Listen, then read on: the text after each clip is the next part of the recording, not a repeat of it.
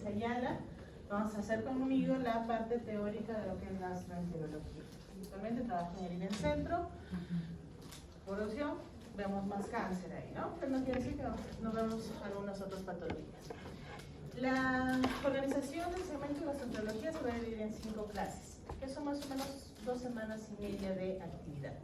Desde que empezamos vamos a tener patologías de esófago, que vamos a ver hoy día, estómago, intestino delgado y grueso, hígado, páncreas y vías biliares. De todas estas estructuras de tubo digestivo vamos a tocar las patologías más frecuentes. Que ver todo gastroenterología tendríamos que tener un semestre entero, ¿ya?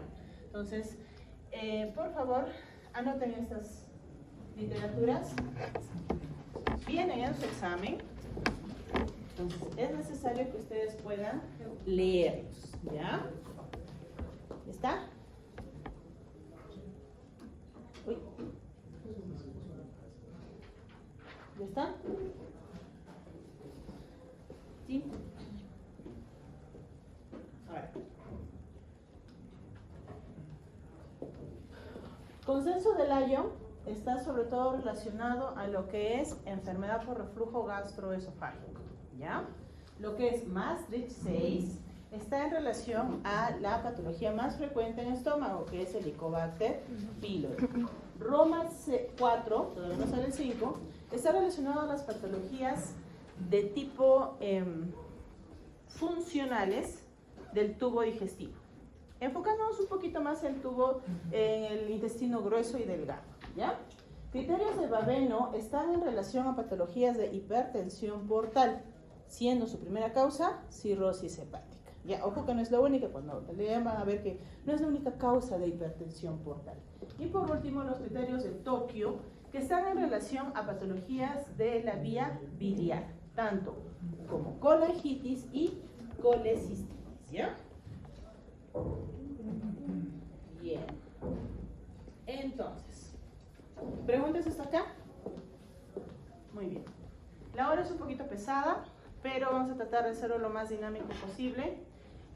Pueden tomar agüita, pueden comer sus caramelitos, no hay problema, mientras no sea algo de que sea muy aromático, no hay ningún inconveniente, ¿ya? Bien, patologías de esófago.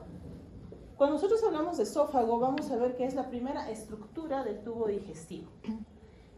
La función principal de nuestro tubo digestivo va a ser el metabolismo y absorción de nuestros nutrientes, ¿ya? Todo lo que comemos va a servir para generar energía, y el que se va a encargar de metabolizar, de destruir y absorber estos nutrientes va a ser nuestro tubo digestivo. En la zona del esófago, recuerden que es un tubo alargado, se localiza en la parte retroesternal de la región torácica, se divide en 3 segmentos, 2 torácicos y 1 abdominal, y van a ser el puente entre el bolo que hemos masticado y el estómago, para que luego pueda ser digerido y metabolizado. ¿Estamos hasta ahí? Listo. En el esófago vamos a tener diferentes patologías asociadas. Una de ellas está en relación a la inflamación. En primer lugar, la enfermedad por reflujo. No es la única. También vamos a tener patologías como esofagitis cáustica, el cual se debe cuando el esófago se va a someter a componentes cáusticos, ya sean ácidos o alcalinos. Lo vemos más frecuente en niños, pero no quiere decir que en el adulto no se vaya a ver. Luego están las patologías de tipo dismotilidad. Sobre todo aquí vamos a hablar de los criterios de Chicago, siendo el representante principal la acalasia. Luego están las infecciosas como la candidiasis esofágica, que es la más frecuente, ¿ya? Y patologías neoplásicas del esófago, que pueden ser primarias o pueden ser secundarias, ¿ya? Ahora, empecemos con la enfermedad por reflujo gastroesofágico. ¿Qué es? Esta es una patología en la cual nosotros vamos a tener un daño de la mucosa del esófago debido a una exposición constante del reflujo ácido, ¿ya? Esto se va a manifestar con lesiones características, sobre todo el tercio distal del esófago, y su causa principal va a ser la de acá. Observen, lo normal es que nosotros tenemos un sistema de cierre automático a nivel del esfínter esofágico inferior. Este cierre automático se da porque hay una musculatura circular que cada vez que pasa el bolo alimentario se dilata, se relaja, pasa el bolo y automáticamente se va a contraer como un elástico, más la fuerza contráctil que vamos a tener del músculo diafragmático a nivel del hiato esofágico, ¿ya? Entonces, esto nos asegura de que cada vez que nosotros comemos y el bolo llega hacia nuestro estómago, no regrese hacia el esófago. Es como la tapa de la licuadora, ¿ya? Entonces, si tú pones la tapa de la licuadora y empiezas a licuar, no vas a ensuciar nada, ¿cierto? Pero licúa sin tapar la licuadora. Empieza a subirse, a salir. Lo mismo pasa en la enfermedad por reflujo. Va a haber una alteración, ya sea anatómica o funcional, del esfínter esofágico inferior, de esta musculatura que asegura el cierre de esta estructura. Entonces, el ácido gástrico empieza a refluir, subir hacia nuestro esófago. ¿Qué epitelio tiene el esófago? Estratificado, plano, no queratinizado. Muy bien. ¿Y ese tipo de epitelio resiste o no resiste el ácido? No lo resiste. Entonces, cada vez que el esófago se expone al ácido, empieza una cascada de inflamación. Y si esta inflamación se hace crónica, aparece la enfermedad por reflujo, ¿ya? Tiene ciertas características y ciertos factores de riesgo. Primero les hablo de eso, ¿ya? Sobre todo está relacionado a lo que comemos y a factores intrínsecos, o sea, propios de la persona. Dentro de los factores intrínsecos, perdón, de los factores externos, van a estar sobre todo ingesta de comidas abundantes, que sean ricas en grasa, el café, cuanto más puro, más reflujo, chocolate, más negro, más reflujo, té, tomate, picantes, cítricos y bebidas carbonatadas, ¿ya? Que pueden generar reflujo. ¿Qué más? Tabaco y alcohol. En el caso del alcohol, existe más riesgo de reflujo con aquellos licores que son de tipo fermentados, cerveza y vino, ¿ya? Y también ejercicios que incrementen la presión intraabdominal, como el uso de pesas, abdominales o planchas, ¿ya? Que van a generar, al hacer esta actividad física, contraes el músculo abdominal y esto te genera mayor presión intraabdominal. La infección por Helicobacter pylori también puede desencadenarse o tener presentación clínica tipo enfermedad por reflujo. Y por último, la hernia del hiato y la obesidad. La hernia del hiato es una alteración anatómica en la que un segmento de nuestro estómago se sube hacia la región torácica. Porque justamente el hiato esofágico, que es el orificio natural que tenemos en el diafragma, se ha aperturado demasiado o se ha relajado demasiado y el músculo no se contrae con la fuerza necesaria. Por otro lado, tenemos el vaciamiento gástrico lento. Cuanto más lento se vacía mi estómago, más riesgo tengo de que el contenido regrese hacia mi esófago. Y en el caso de la obesidad, el sobrepeso, las fajas y la gestación, tienen el mismo efecto que en la actividad de ejercicios con incremento de la presión intraabdominal. Va a hacer la misma función. Aumenta la presión intraabdominal y esto genera de que, por ejemplo, en la gestación, nuestro estómago está tranquilito, pero cuando llega el bebé, lo presiona hacia la región diafragmática, aumentando la presión a ese nivel y reflujo, generando el reflujo gastroesofágico. Igual que las fajas. ¿Qué hace la faja? Cuanto más cinturita mejor, ¿no? Entonces, ¿qué hace? Aumenta la presión intraabdominal. Entonces, estos factores de riesgo van a influir en la aparición de la enfermedad por reflujo. La enfermedad por reflujo no solamente va a tener una presentación específica de tubo digestivo, también vamos a tener una presentación extraesofágica. Y es así que se crea la clasificación de Montreal, en donde dividimos los síndromes de tipo esofágico y los síndromes de tipo extraesofágicos. Dentro de los síndromes esofágicos vamos a tener dos grandes grupos. Aquellos que están en relación directa con síntomas de reflujo, como el síndrome típico que va a ser regurgitación, acidez y dolor retroesternal, ya, o pirosis, y el síndrome de dolor torácico por reflujo, que es un dolor que va a iniciar en la región torácica, puede irradiarse hacia el cuello e incluso hacia la región del omóplato, simulando un infarto o un dolor torácico cardíaco. Por ende, si nosotros tenemos este tipo de presentación clínica, primero descartamos lo cardíaco, que tiene más riesgo. Y si ya lo cardíaco ha sido descartado, sospechamos de una enfermedad por reflujo. ¿Estamos? Ahora, el otro, y que es el más frecuente, son los síndromes con lesión esofágica, en los que, por el nombre se deduce, ustedes van a tener un daño a nivel de la mucosa esofágica distal, principalmente esofagitis por reflujo, estenosis por reflujo, en el que se va a generar un grado de inflamación extrema que va a generar fibrosis y poco a poco va a cicatrizar el esófago, haciéndolo cada vez más pequeño la luz del esofágico. El esófago de Barrett y el adenocarcinoma de esófago. Dentro de los síndromes extraesofágicos tendremos aquellos con relación de asociación establecida y de asociación propuesta. El primero, de asociación establecida, quiere decir, yo tengo esta sintomatología extraesofágica, pienso en primer lugar en reflujo, ¿ya? ¿Cuáles van a ser? Sobre todo tos por reflujo, laringitis, asma por reflujo y erosiones dentales por reflujo. ¿Qué va a caracterizarlo? El paciente va a decir, toso todo el tiempo, sobre todo cuando me recuesto en la noche o en la madrugada y siento que algo ácido o amargo llega a mi boca, ¿ya? Entonces es un paciente que va a tener estos episodios de tos o episodios de laringitis a repetición sin una causa respiratoria confirmada, ¿ya? Entonces, ¿qué queda? Evaluación gastroesofágica.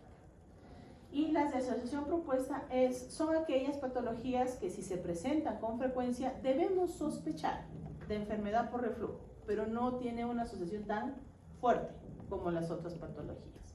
¿Quiénes van a entrar aquí? Sobre todo faringitis, la sinusitis y la otitis media recidiva.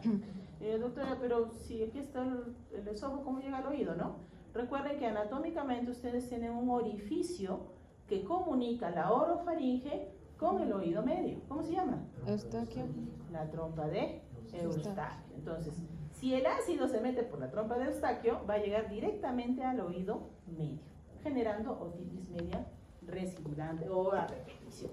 ¿Ya? ¿Estamos hasta ahí?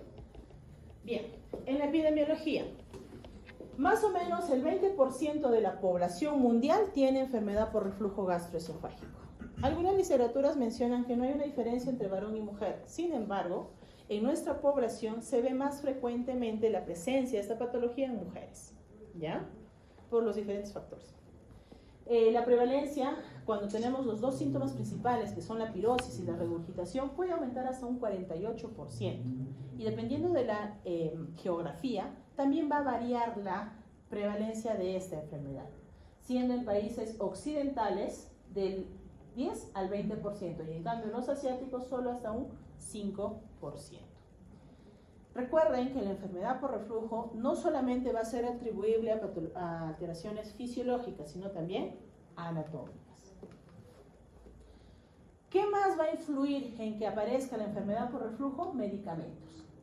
Ciertos medicamentos o bien van a inflamar la mucosa del esófago o bien van a alterar la contractibilidad del esfínter esofágico inferior.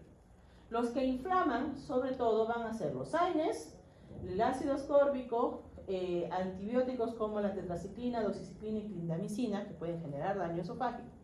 Mientras que aquellos que van a reducir la presión del esfínter esofágico inferior están nuevamente los AINES, pero sobre todo esto, los bloqueadores de canales de calcio y los nitritos.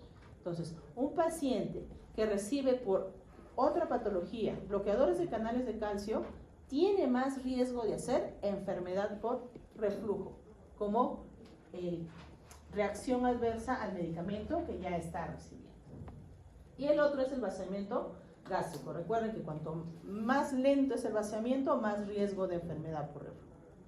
Algo que no se menciona acá es que nosotros tenemos un sistema de protección natural para el reflujo, y es nuestra saliva, ¿ya? Y el movimiento peristáltico que tiene el esófago. Entonces, cada vez que comemos, el esófago siempre va a salpicar un poquito hacia el esófago el ácido, pero ahí interviene la saliva. La saliva es alcalina, neutraliza esas microgotas de ácido que han llegado al esfínter esofágico inferior y no pasa nada en la mucosa. Pero si nuestra saliva no tiene la concentración adecuada en el pH alcalino, sí puede generar daño en la mucosa, ¿ya? Al igual que si hay algún tipo de alteración en el vaciamiento gástrico. De los síntomas principales está sobre todo la acidez y la regurgitación. Estos pueden estar acompañados por dolor torácico. ¿Qué es la acidez o pirosis? ¿Qué te dice el paciente? Es una sensación de ardor, de quemazón en la región retroesternal que aparece generalmente 1 hora a media hora después de haber ingerido los alimentos. No es que como y al toque me da reflujo, pasa un periodo de tiempo en el que se va a inflamar mi mucosa. Luego está la regurgitación ácida, que es la presencia de un líquido ácido o amargo, e incluso el paciente escupe el líquido cuando ya es severo, que llega hasta la garganta o la boca, o tiene esa sensación de que algo amargo o ácido sube a través de su esófago. Y en el caso del dolor torácico, suele comenzar en la región epigástrica y asciende hacia la región del cuello. Entonces es característico un dolor torácico por reflujo cuando tiene esa presentación, ¿ya? ¿Para qué nos va a servir tener presente las manifestaciones clínicas? En el caso de enfermedad por reflujo nos da la base para nosotros poder iniciar la pauta de tratamiento y diagnóstico, ya que solo la sintomatología no me confirma el diagnóstico de enfermedad por reflujo, me da la sospecha. ¿Cómo lo confirmo? Por medio de los criterios de Lyon, ¿ya? Entonces ahí les adelanto el resumen de lo que van a leer. Los criterios de Lyon nos dicen que para poder confirmar el diagnóstico de enfermedad por reflujo yo puedo hacer 2 tipos de exámenes, endoscopía o pHimetría. En el caso de la endoscopía debe ser realizada sin la presencia de inhibidores de bomba de protones entre 2 y 4 semanas para hacer un estudio adecuado. Y lo que voy a buscar son lesiones del esófago, como por ejemplo esofagitis erosiva, Los Ángeles B, C o D. Voy a buscar estenosis esofágica péptica o esófago de Barrett que sea confirmado con biopsia, ¿ya? Si yo encuentro una lengüeta pequeña y no lo biopsio y no me confirma esófago de Barrett, no es confirmatorio para enfermedad por reflujo. Tiene que confirmarse con biopsia, ¿ya? Luego están los criterios con pHimetría, que es una monitorización ambulatoria de la exposición al reflujo, y aquí se va a medir el porcentaje de la tasa de exposición al ácido que tiene el esfínter esofágico inferior durante 24 horas. Es una sondita que se queda justo en la unión esofagogástrica, en el tercio distal. Y hay un aparatito que va a monitorizar cuántas veces expone mi esófago al ácido. Si supera el 6%, confirma el diagnóstico. Y lo otro es el número de episodios de reflujo que aparecen en este marcador. Si supera los 80, confirma el diagnóstico. ¿Estamos? Ahora, doctora, tengo sintomatología de enfermedad por reflujo. Mi endoscopía no encontré nada, no hay ninguna alteración, pero tiene una hernia del hiato. Entonces, en esos casos, cuando yo tengo duda del diagnóstico, pero hay otras pruebas u otras patologías que me confirmen la posibilidad de enfermedad por reflujo, se considera como tal. Y la hernia del hiato es una de las patologías que va a predisponer de manera muy alta la presencia de esta enfermedad. Así no tenga daño esofágico. Si tengo una hernia del hiato, hay enfermedad por reflujo, ¿ya? Entonces, ¿qué voy a buscar en la endoscopía? La pregunta sería, ¿no? ¿A todos les hago endoscopía? No, ¿ya? ¿A quiénes voy a hacer endoscopía? Aquellos que tienen síntomas típicos de enfermedad por reflujo y que en mi primera etapa de tratamiento no han respondido. Entonces ellos van a endoscopía. ¿Quiénes más? Si mi paciente ya tiene más de 40 años o si durante su evaluación inicial presenta signos de alarma. ¿Cuáles serían estos signos de alarma? Anemia, baja de peso marcada, disfagia distal, vómitos alimentarios en exceso, o vómito de sangre, o sea, hematemesis o melena. Entonces, algo está pasando. Necesito revisar el estómago y el esófago. Para eso hago una endoscopia, ¿ya? Entonces, dentro de la enfermedad por reflujo, lo que voy a buscar primero es la esofagitis erosiva. Entonces, la esofagitis erosiva se va a dividir en 4 grados, ya aquí nada más puntual. Tienen acá una lesión, esta es una esofagitis erosiva Los Ángeles A, es una pequeña erosión, menos de 5 milímetros. Los Ángeles B, tengo una erosión más larga, más de 5 milímetros, puede ser única, pueden ser múltiples. ¿Qué lo diferencia? Que no se van a comunicar. Esta erosión no se comunica con esta erosión. Entonces están separadas, sin comunicación. En Los Ángeles C, las lesiones van a ser mayores de 5 milímetros, pero se van a comunicar. Acá, vean, ¿ve? Tengo una erosión, se comunica con la otra erosión. ¿Ya? ¿Sí? ¿Por qué no se ve el puntero? Acá, ¿ve? Entonces confluyen las erosiones en el tercio distal, pero menos del 75%. Y en el grado 4, toda la circunferencia va a estar comprometida. Los Ángeles D tienen más riesgo de presentar hemorragias digestivas que los Ángeles A. ¿Ya? Lo otro es el esófago de Barrett. El esófago de Barrett es esta parte, acá y acá. ¿Ya? Es la presencia de una mucosa color salmón, 1 centímetro por encima de la unión esófago-gástrica, y que se confirma con la presencia de epitelio columnar tipo metaplasia intestinal en la zona de la lengüeta. Entonces, si yo tomo en esta zona y me sale metaplasia intestinal, esófago de Barrett, ¿ya? Ahí recién confirmo. Pero puedo tener simplemente una lengüeta con inflamación crónica, sin necesidad de haber esófago de Barrett. Y lo otro son las estenosis esofágicas. ¿Qué característica tienen? Siempre van a haber fibrina a su alrededor, ¿ya? Si es péptica, va a haber fibrina y probablemente erosiones. Si es maligna, tiene una presentación completamente diferente, ¿ya?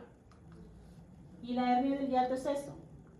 Mi hiato se abre demasiado y un pedazo de estómago se sube hacia el esófago. Y se ve así. Este es el endoscopio. Aquí está normal, se debe ver así como si fuera un anillito.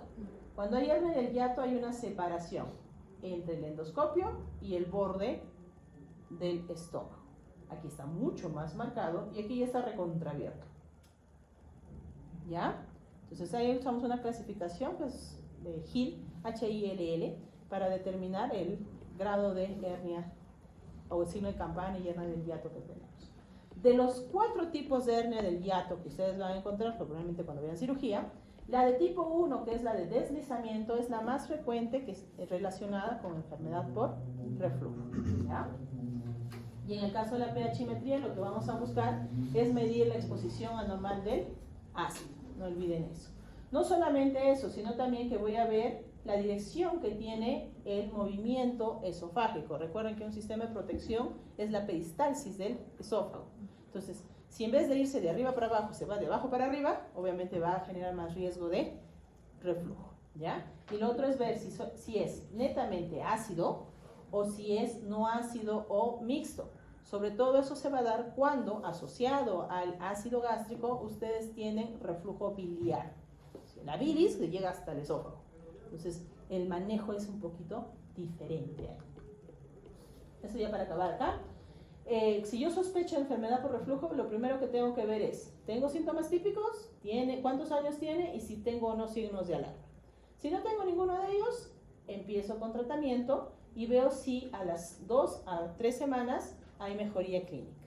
Si mejora, se confirma y doy tratamiento por los siguientes 2 meses a 3 meses, dependiendo de su evolución.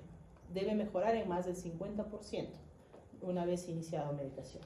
Si no mejora, ahí sí estamos en problemas, que vamos a endoscopía.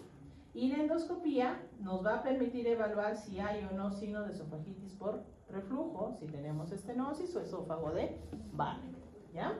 ¿En quiénes voy a ir de frente a endoscopía? Si tiene más de 40 años o tengo signos de alarma. ¿Ya? Y doctor, ¿qué pasa con los extraesofágicos? Viene por tos crónica o laringitis. Estos pacientes generalmente primero se debe hacer pHimetría, ¿ya? Los que son extraesofágicos primero se hace pHimetría. Si sale positivo, se confirma el diagnóstico, ¿ya? Y si sale negativo, tengo que buscar otras causas de esta presentación clínica, ¿ya? Entonces, ¿y el tratamiento? Ya, diagnostiqué, perfecto. El tratamiento se va a dividir en dos partes. Uno es las medidas generales en las que vamos a tener que modificar ciertos hábitos higiénico-dietéticos, sobre todo elevar la cabecera unos 15 centímetros para que nuestra posición al momento de dormir no sea en decúbito dorsal plano, sino ligeramente elevado. Esto permite de que por gravedad todo el líquido que está en el estómago se vaya hacia la curvatura mayor y no refluya, no se suba con facilidad hacia el esófago. Lo otro es ejercicios de contracción diafragmática, no abdominales, sino reforzar nuestro músculo diafragmático, que generalmente se hace con ejercicios de respiración. Y nuestra última comida debe ser de 2 a 4 horas antes de dormir, ¿ya? ¿Qué hacemos la mayoría? Comemos media hora y ya, por último, comemos durmiendo, ¿no?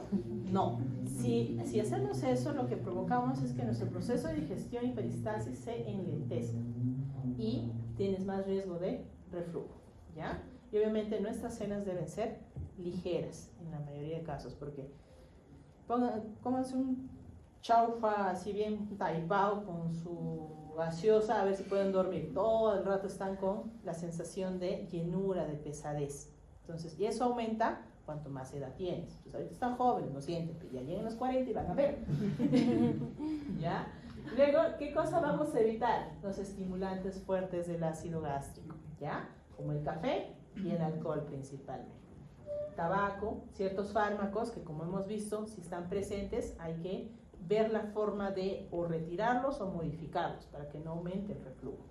Y alimentos específicos, sobre todo el chocolate, las grasas, o que sean en grandes cantidades, ¿ya? Cómanse una tableta de chocolate bitter completa y van a ver cómo les da reflujo aunque no tengan lesión esofágica, ¿ya? ¿Por qué? Porque el chocolate estimula alteraciones a nivel de la unión esófago-gástrica que producen reflujo, ¿ya?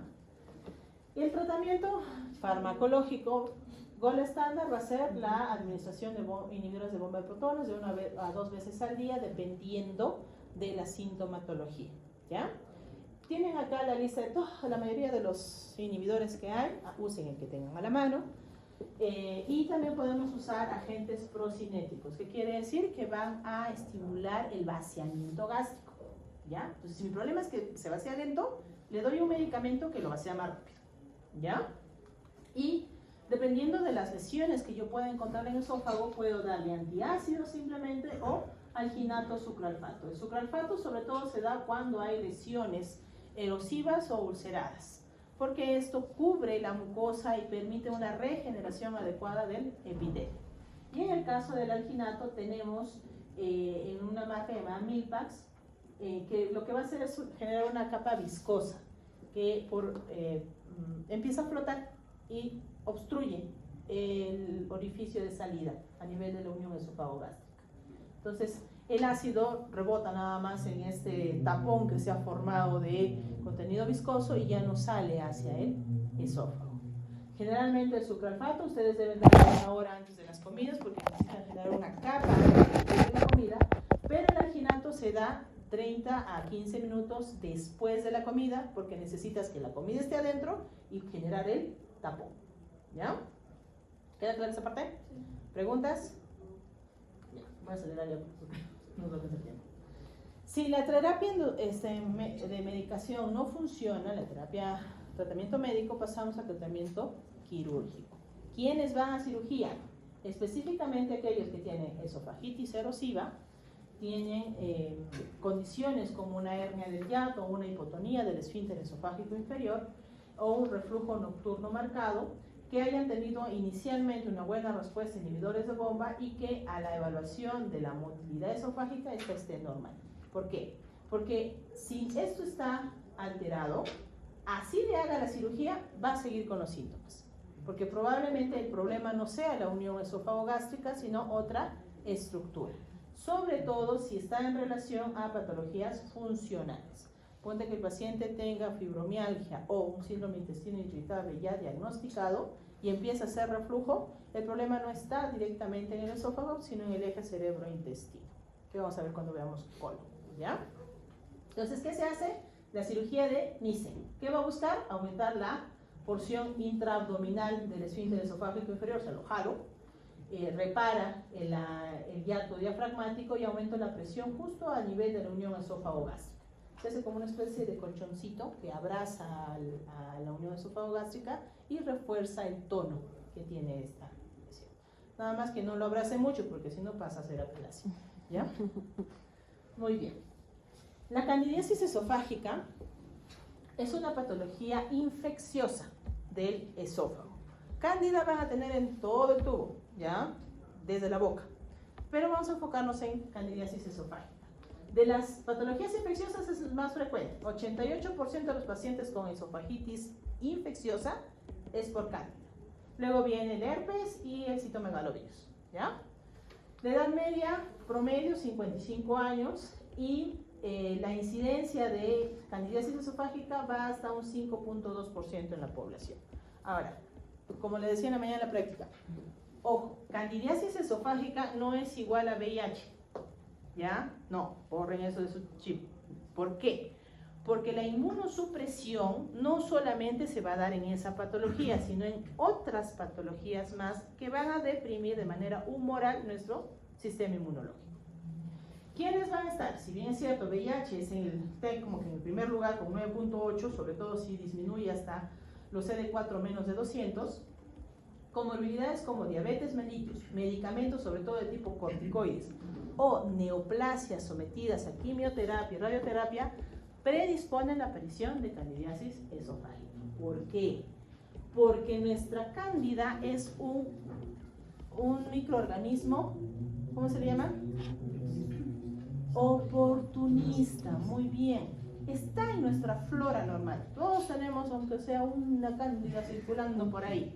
Pero no quiere decir que todos tengamos candidiasis esofágica, porque nuestro sistema inmunológico está tan bueno que evita que empiece a proliferar. Y la cándida tiene dos factores de virulencia que son muy importantes, porque se va a adherir a la mucosa. Primero es la producción de hidrolasas, que tienen ese efecto lítico y lastiman la mucosa del esófago y predispone la proliferación y la invasión de este hongo. Y el otro es que forman unas biopelículas, que es como una capita superficial en la mucosa donde va a estar el hongo.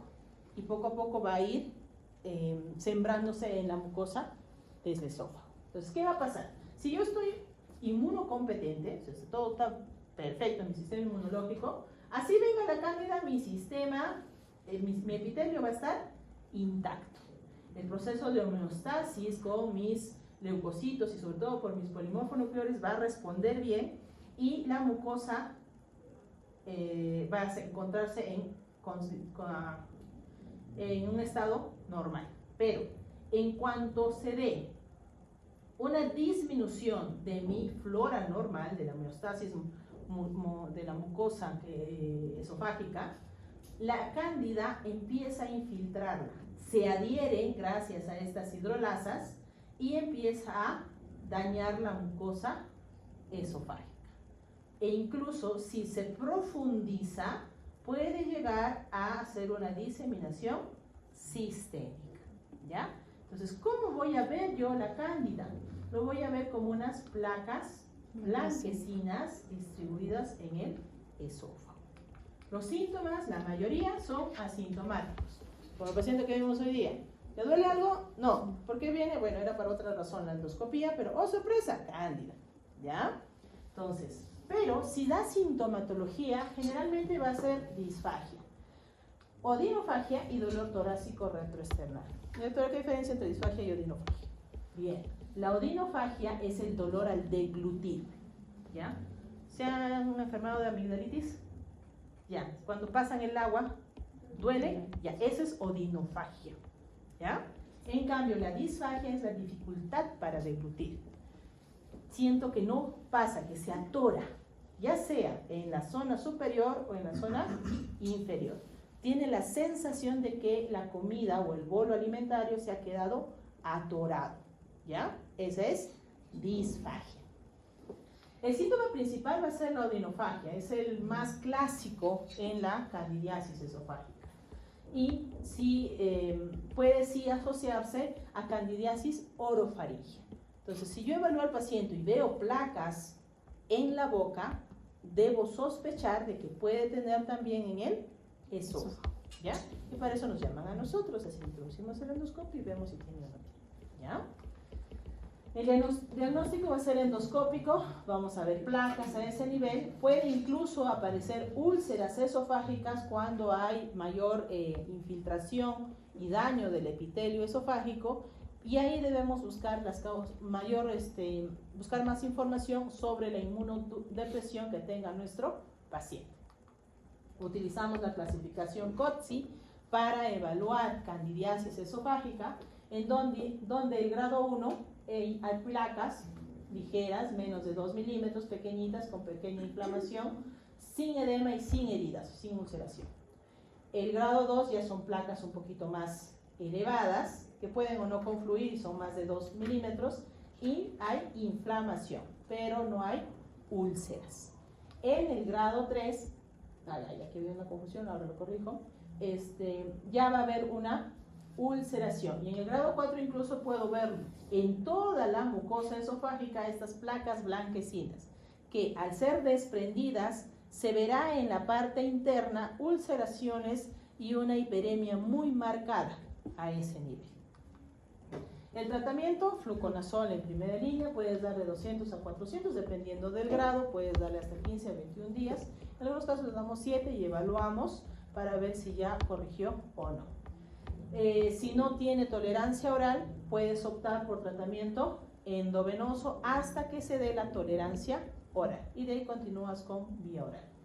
Si no tengo respuesta, sobre todo en candidiasis recidivante, tengo opción con el itraconazol, con el voriconazol o con la anfotericina B. ¿Cuál es el problema con estos? Que tienen gran reacción adversa con el paciente. Por eso es que no es la primera línea de tratamiento. Ya de por sí el fluconazol tiene reacción adversa hepática. Entonces, se tiene que usar con mucho cuidado y prevención. ¿Ya? ¿Preguntas hasta acá? Listo, sigamos. Las patologías motoras.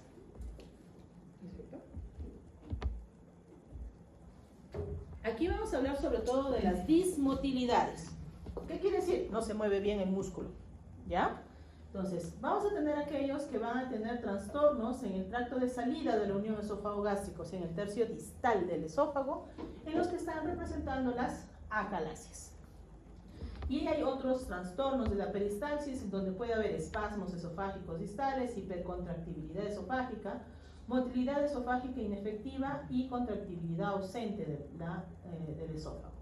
Son menos frecuentes. Su tasa de incidencia es menos del 1%, por lo que nos vamos a enfocar en el más frecuente, acalasia.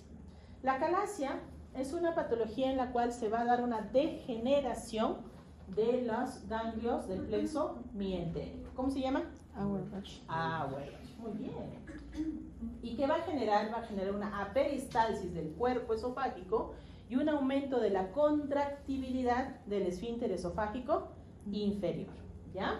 Entonces, recuerden que acá, en la unión esófago-gástrica, yo voy a tener, aparte de mi diafragma, musculatura propia del esófago, ¿ya? Tiene dos capas, sobre todo la circular, que en el caso de acalasia se va a contraer a tal punto que no se va a querer soltar, ¿ya?